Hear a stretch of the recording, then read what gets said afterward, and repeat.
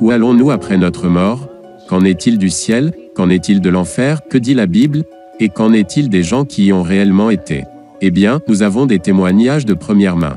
Mais selon un sondage Harris, 69% des Américains croient en l'enfer. Mais seulement 1% pensent qu'ils vont y aller. Il y aura des gens qui vont être très surpris. Mais croient-ils littéralement à un enfer de feu et de soufre? Mon mari m'avait bien caché qu'il buvait, mais je me suis vite aperçue qu'il buvait beaucoup. Et chez nous, c'était la vie d'enfer. Il rentrait le soir, il nous frappait. On couchait même dehors. C'était affreux, enfin. Et puis, il me menaçait toujours de se suicider.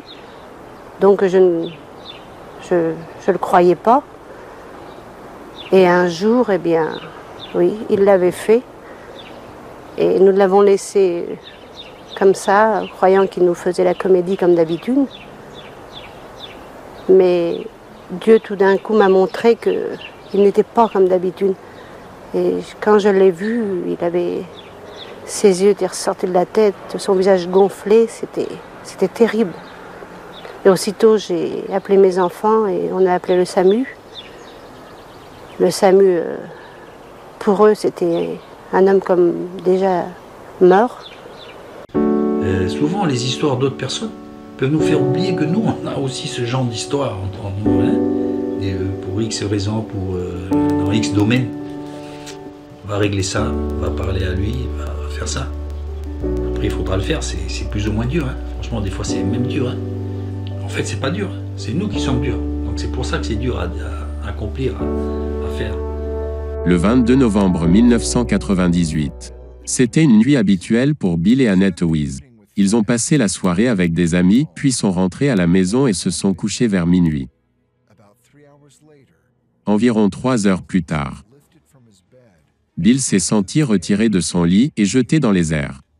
Il atterrit sur le sol dur d'une cellule de prison. Une histoire étrange qu'il raconte dans un livre intitulé « 23 questions sur l'enfer » et aussi 23 minutes en enfer. Bill Wiese est ici avec nous. Bill, c'est bien de t'avoir. Évidemment, la grande question qu'on pouvait se poser, mais où se trouve l'enfer?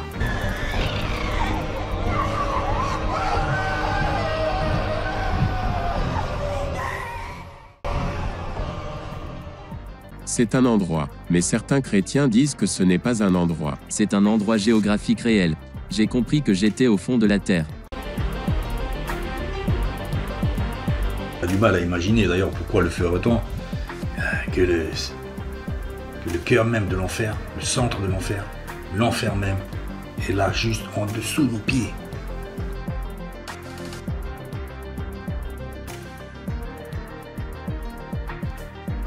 First of all, where is hell located? The middle of the earth.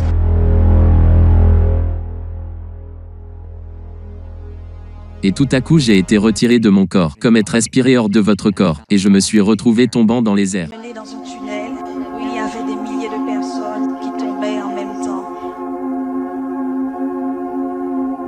Ce n'est pas comme ni 1000, ni 2000. C'était comme le sable de la mer, sans compter ceux qui tombaient par seconde. Ils tombaient comme des poignées de sable rapidement, des poignées d'âmes.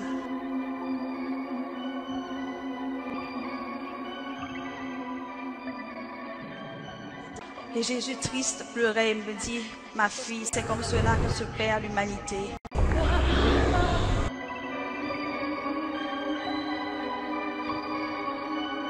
Cela me fait mal de voir comment des âmes se perdent.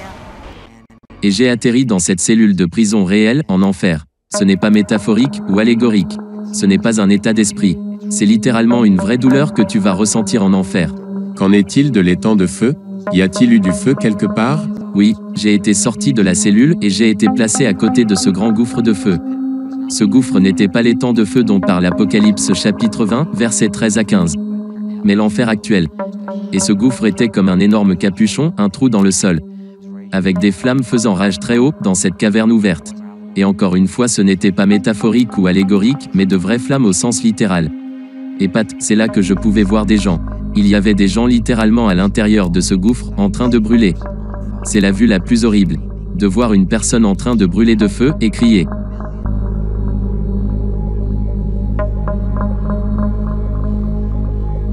Vous n'aurez aucune rencontre. Les gens pensent qu'ils verront beaucoup de leurs copains en enfer. Ça ne sera pas de cette façon. Tu es seul. Tu es seul pour toujours? Pour toujours. Et c'est pourquoi les gens ont besoin de savoir à quel point c'est important la décision que nous prenons dans la vie-ci. Vous savez que nous servons un Dieu aimant. Il ne veut pas qu'aucun aille dans cet endroit, qui a été fait pour le diable et ses anges, non pas pour l'homme. Mais l'homme y ira parce que Dieu aime tellement l'homme qu'il lui a donné la pleine liberté de choisir. Vous savez ce qu'il a dit, tes propres paroles te condamneront.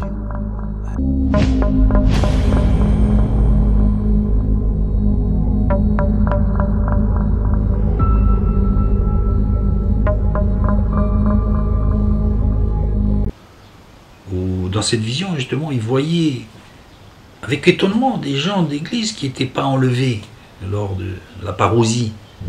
Un livre de David Wilkerson, La Vision. Dans cette vision, justement, il voyait avec étonnement des gens d'église qui n'étaient pas enlevés lors de la parousie. Il y a de quoi s'interroger, bon. Ce que vous appelez suivre Jésus, est-ce bien ce qu'il a pensé? Le problème avec le péché, avec le mal, c'est que quand on le fout dehors, il repasse par la fenêtre. Mes amis, je peux vous dire qu'il n'y a pas le manque de pardon qui mine le peuple de Dieu. Ça commande très bien de certaines petites choses qui finalement nous éloignent de Dieu. Et c'est si subtil que si on n'y prend pas garde, on pourrait passer à côté de notre vocation céleste. Finalement, j'en ai eu marre de cette vie. Ici, dans cette maison, j'ai voulu m'empoisonner, me supprimer. J'ai avalé une poignée de cachets. Je me suis retrouvé dans le coma. J'ai été 36 heures dans ce coma. Et dans ce coma, c'est affreux. Je me suis retrouvé dans l'enfer. J'étais accroché par des démons. C'est affreux. Dans cet enfer, j'étais attaqué par des personnes. Mais des personnes humaines. Mais le visage était affreux. Les mains étaient affreuses. Qui s'avançaient sur moi, qui me harcelaient. C'est affreux de voir des choses comme ça. Je ne souhaite pas à personne de voir des choses comme ça, dans cet enfer. Ça vous harcèle sans arrêt, vous ne pouvez rien faire. Vous ne pouvez pas reculer, vous ne pouvez pas avancer. Ces gens avancent sur vous. Ils sont affreux. Que pensez-vous de l'histoire de cette femme qui était zélée, bouillante, et qui a amené beaucoup de gens à Christ, à la repentance, et qui se trouve actuellement en enfer? Du temps de son vivant, elle avait un cousin qui travaillait à l'hôpital et elle a pu bénéficier justement de réductions de médicaments qui n'étaient réservées uniquement qu'à son cousin. Si vous regardez bien, indirectement, c'est de la fraude. Et la fraude, c'est du vol. Et le vol est incompatible avec notre mission. Franchement, nous n'y prenons pas assez garde. Un jour que je partageais de ma foi à un collègue, il s'en vint à me dire, il n'y a pas beaucoup de personnes qui vont aller au paradis alors. Elle n'avait pas tort. Car le Seigneur lui-même dit qu'il y a beaucoup d'appelés, mais très peu d'élus.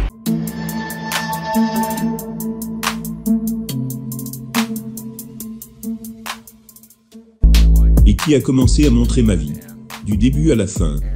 Et ce qu'il voulait me montrer de ma vie, était ce que j'avais fait correctement, et ce que j'avais fait comme mal.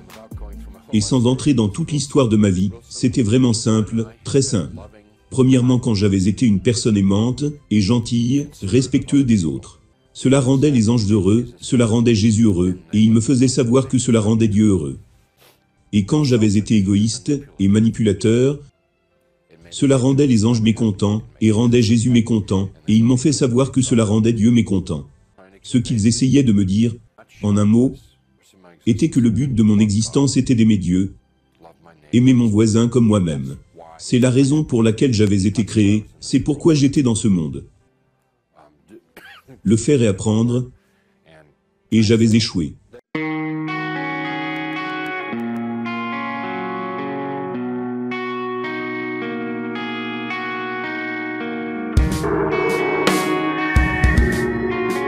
Là, actuellement, il y a la guerre là, au Karabakh, là, hein, entre deux peuples. l'Arménie et puis un autre peuple, l'Azerbaïdjan. Il y a déjà des morts. Franchement, quand ils vont signer, j'espère qu'ils vont signer la paix, tous ces morts, qu'est-ce qu'ils vont faire? On va pas leur dire, hey, vous pouvez vous réveiller les gars. On va signer la paix sur le sang des gens, des deux côtés là. Pour moi, ils sont morts pour rien, regardez. Il y a une partie de l'Arménie qui est au milieu de ce pays là. Ils ont qu'à faire un accord, d'enlever ces gens-là et puis de leur donner en compensation une partie de l'autre pays. Je te redonne une partie du territoire, toi tu m'en redonnes une autre partie. On redéfinit les frontières. Il n'y a pas de mort. Vous voyez, ces gens-là, ils sont partis dans l'éternité là, pour rien du tout.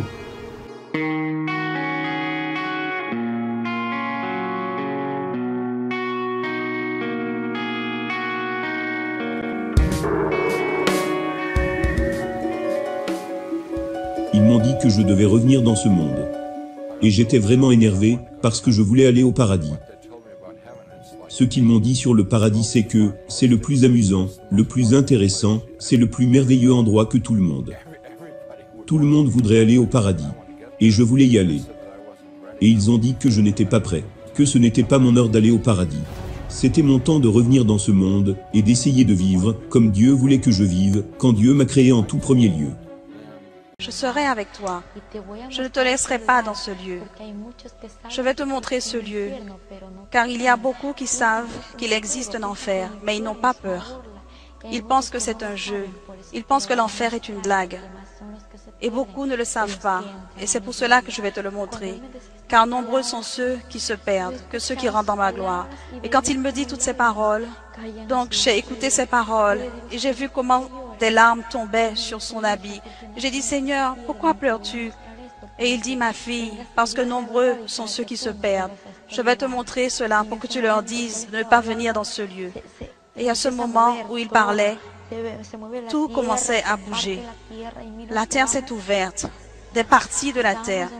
Et regardant en bas, nous étions en altitude. Et ce que je pouvais observer en bas, il y avait un trou obscur à cette altitude. Il y avait un rocher. Et sur ce rocher où nous nous retrouvions tous les deux avec les anges autour. Et quand j'ai regardé, j'ai dit, Seigneur, je ne veux pas aller dans ce lieu. Il me dit, ma fille, n'aie pas peur, je suis avec toi. Et en un instant, nous sommes descendus.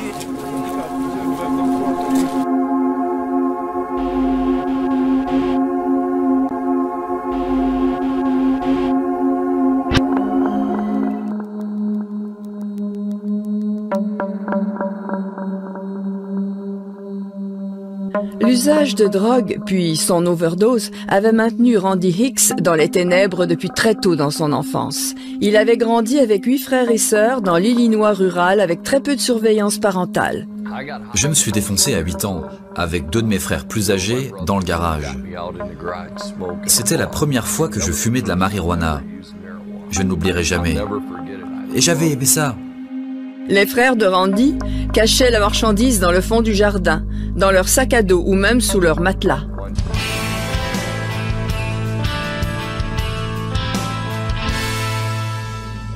Et je fumais de l'herbe. Et je prenais un peu de coke. Plus comme avant. Mais j'en prenais toujours, oui. Ce qui a tout changé, c'est qu'à un moment, je me suis effondré à terre. Et j'ai physiquement senti que quelque chose me traînait littéralement hors de mon corps. J'ai levé la tête et j'ai vu la mort et l'enfer dans ses yeux. Il avait des cornes immenses, enroulées comme celles d'un bélier.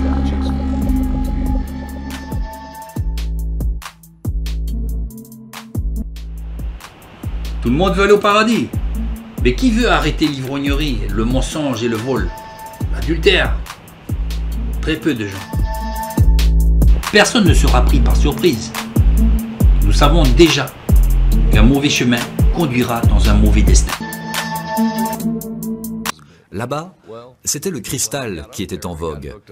Et je me suis mis à traîner avec les mauvaises personnes. J'ai bu de plus en plus, puis je me suis mis à vraiment consommer du cristal. Mon Dieu, comme j'étais accro. Je ne pouvais pas vivre sans. Je baignais dedans depuis le matin à mon lever jusqu'au soir quand je me couchais. J'ai vendu mes affaires pour m'en payer, puis j'ai été envoyé en désintoxication. Pour finir, j'ai été renvoyé de l'armée. J'étais vraiment ennuyé. J'avais eu une belle occasion de repartir sur de meilleures bases, et là j'étais retombé dans la drogue. Les choses ne firent qu'empirer. Randy passa 1 an en prison pour le cambriolage d'une station d'essence. Il était tellement défoncé qu'il ne se souvient même pas d'avoir menacé le caissier d'une arme. À sa sortie de prison, il fit une overdose. Il n'avait que 27 ans. Ils me couvrirent d'un drap blanc parce qu'ils étaient persuadés que j'allais mourir. Puis ils ont appelé ma famille. Lorsque je suis revenu à moi, j'ai eu une intense frayeur parce que je me suis vu recouvert d'un drap blanc. Les médecins remarquèrent que Randy était toujours vivant. Après de nombreux examens, il put quitter l'hôpital. Mais même cette expérience de mort imminente ne suffit pas à lui faire reprendre le droit chemin.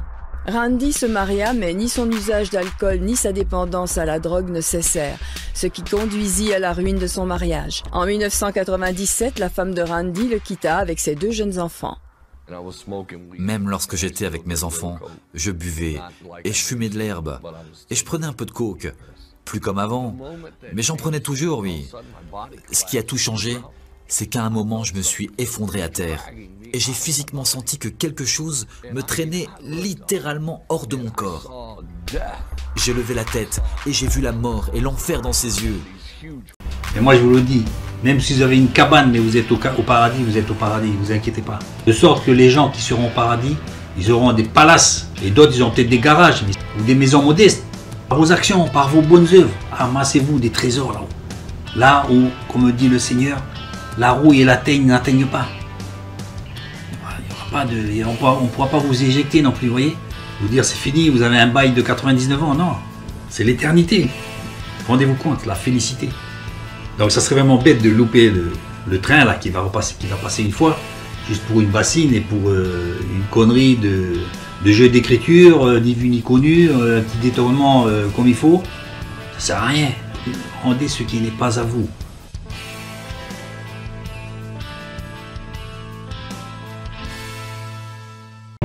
Que dire aussi de l'histoire de ce grand prédicateur, de cet homme de Dieu, qui prêcha la Bible toute sa vie, mais qui ne apporta pas le vrai message de la repentance. Ah, la vie sur les bancs d'église devait être doux dans cet endroit. La vie est belle, le sermon est doux. À la limite, c'est tout le monde ira au paradis. Et comment voulez-vous que son église se repente, puisque l'enfer est absent de son discours? Et la mort a empli la pièce. Il avait des cornes immenses, enroulées comme celles d'un bélier. J'étais effrayé. Je pouvais physiquement ressentir que mon être spirituel se séparait de ma chair. Ce n'était pas une douleur, mais je sentais qu'il partait, et je tremblais de peur.